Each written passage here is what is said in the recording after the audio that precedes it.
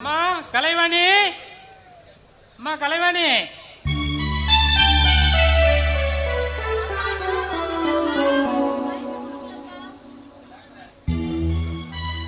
அப்பா இந்தாங்கப்பா சாப்பாடு ரெடி.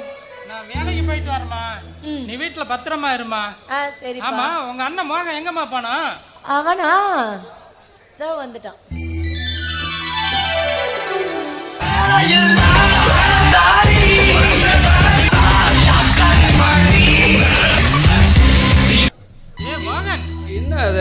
என்னடா அது?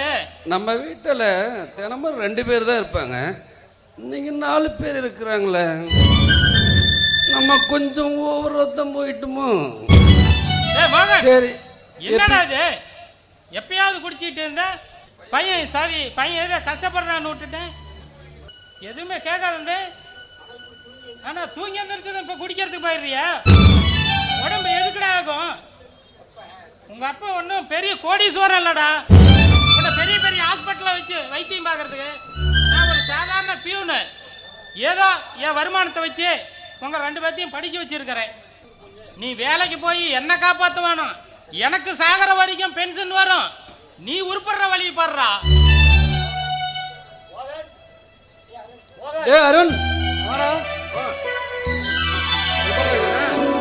நல்லா இருக்கேன்டா, நீங்களா எப்படி இருக்கிறீங்க?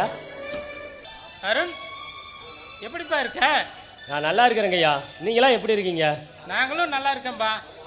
ஆமா, படிப்பு முடிஞ்சிருச்சா? படிப்புலாம் முடிஞ்சிருச்சிங்கய்யா.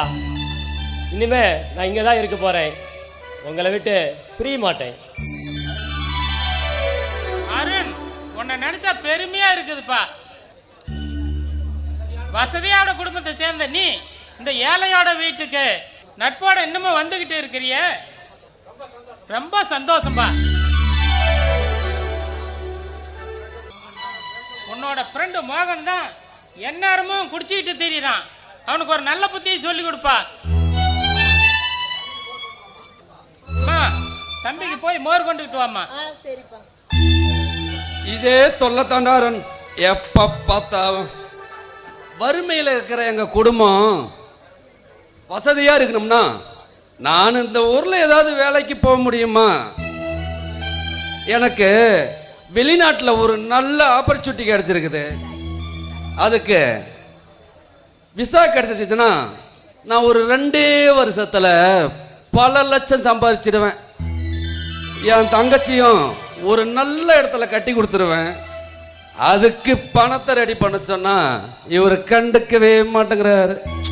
அந்த கோவத்துல தாண்டா நான் இப்படி ஆயிட்டேன். பாத்தியாப்பா இவன் என்ன சொல்றான்னு?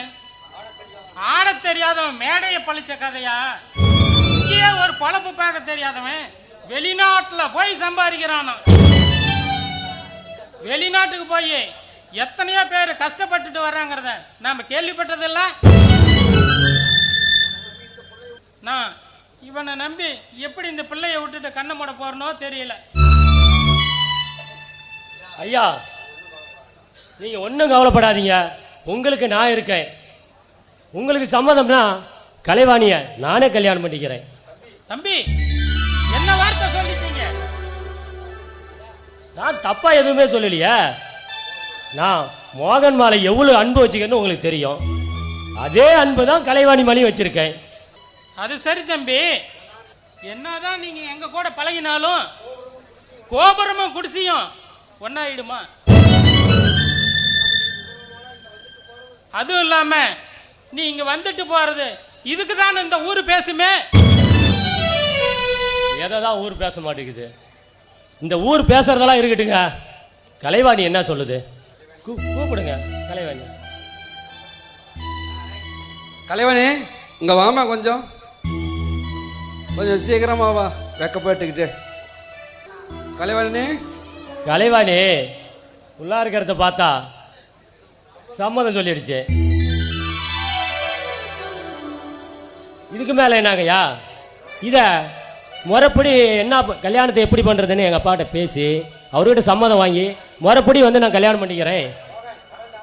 டேய் மோகன், கரெக்டா? பாய்டா. ஓகேடா. இப்ப என்னப்பா சொல்றீங்க? உருப்படாதவன் உருப்படாதவன் சொல்லுவீங்களா? இப்ப பாத்தீங்களா, கோடீஸ்வரன் வீட்டு சம்மதமே நம்ம வீடு தேடி வரப்போகுது. தங்கச்சியும் நல்லா இருப்பா, நானும் வெளிநாட்டுக்கு போயிடுவேன். என்ன மோடா, எனக்கு இது சரியா படல. என்ன ஆகுமோ? சரி, நீ வீட்லயே இரு, எனக்கு வேலைக்கு நேரமாவது, நான் வரேன்.